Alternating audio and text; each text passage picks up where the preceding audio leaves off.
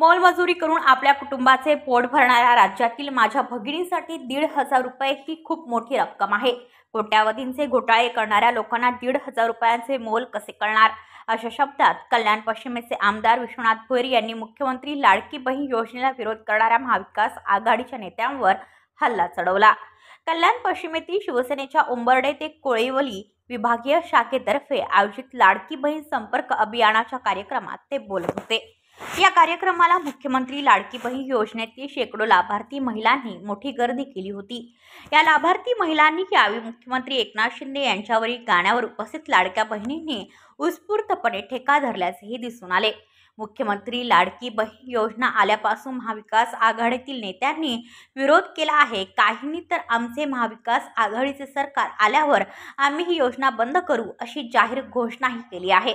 परंतु आतापर्यंत ज्या लोकांनी राज्यामध्ये कोट्यावधींचे आर्थिक घोटाळे केले आहेत अशा व्यक्तींना हे 1,500 रुपये म्हणजे क्षुल्लक वाटत आहेत। मात्र राज्याच्या ग्रामीण भागामध्ये राहणाऱ्या माझ्या लाडक्या बहिणीसाठी या 1,500चे मोल खूप जास्त असल्याचे मत आमदार विश्वनाथ भोईर यांनी यावेळी व्यक्त केले।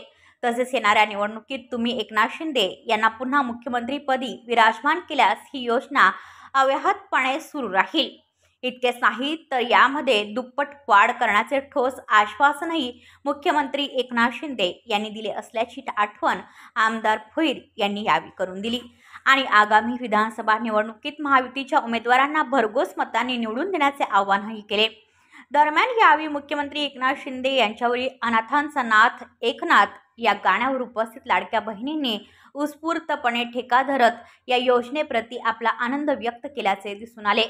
या लाडक्या बहीण संपर्क अभियानाला आमदार विश्वनाथ भोईर यांच्यासह शिवसेना उपनेत्या विजया पोटे, शहर प्रमुख रवी पाटील, विधानसभा संघटक छाया वाघमारे, शहर संघटक नेत्रा उगले, उपशहर प्रमुख अंकुश जोगदंड, विजय देशेकर, माजी नगरसेवक मोहन उगले, जयवंत भोईर, प्रभुनाथ भोईर, नगरसेविका वैशाली भोईर, माजी परिवहन समिती सदस्य सुनील खारूक, विभाग प्रमुख रामदास कारभारी यांच्यासह विविध पदाधिकारी आणि महिला कार्यकर्त्या मोठ्या संख्येने उपस्थित होत्या।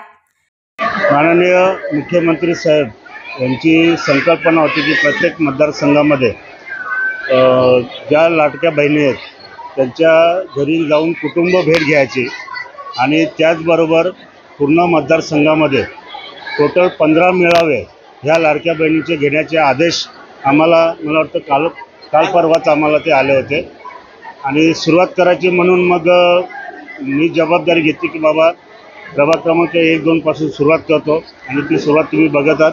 अति उत्साहाने महिला इथे जमा झालेल्या आहेत आणि त्या महिलांना साहेबांचं एक वचन होतं, साहेबांचे जे शब्द होते, जी साक्ष होती ती त्यांना सांगायची होती आम्हाला की ही योजना जी आहे ही कधीच बंद पडणार नाही।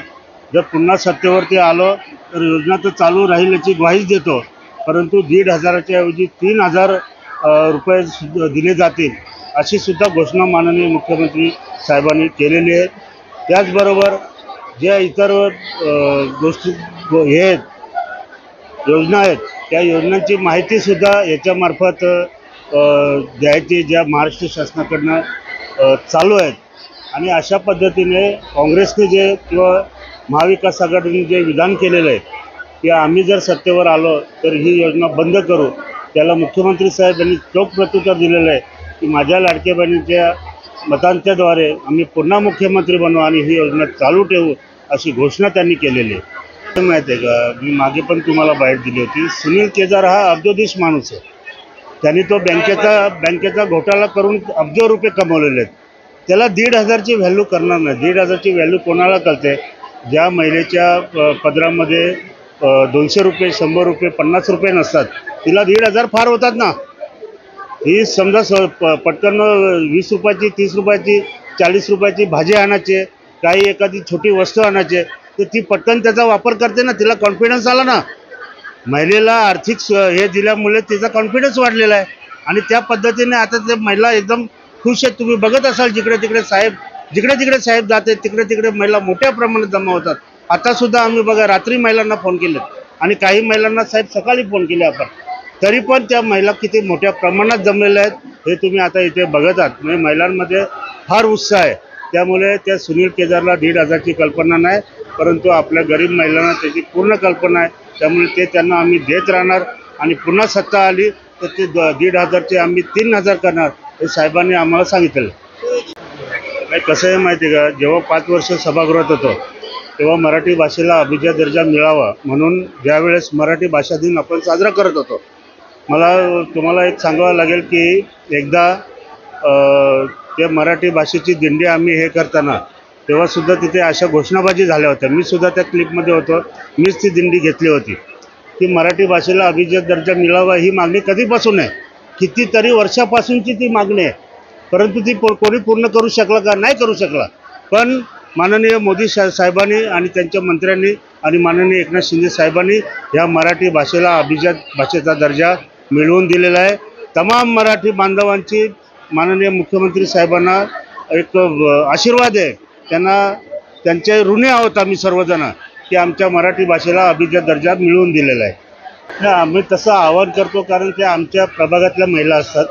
त्यामुळे आम्ही हक्काने त्यांना आवाहन करतो की बाबा तुम्हाला जर पुढचं ही योजना चालू राहावी असं वाटत असेल तर तुम्ही महायुतीला मतदान करा. महायुतीचे मुख्यमंत्री माननीय एकनाथ शिंदे बसले की ही योजना पूर्ववत चालू होईल आणि अजून जास्त पैसे त्याच्यामध्ये ॲड त्यांनी केलेले आहेत.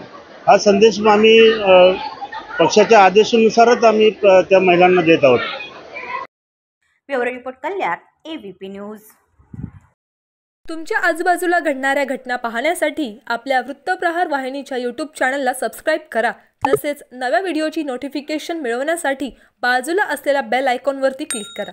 प्रत्येक बातमीला लाईक करा आणि शेअर करा.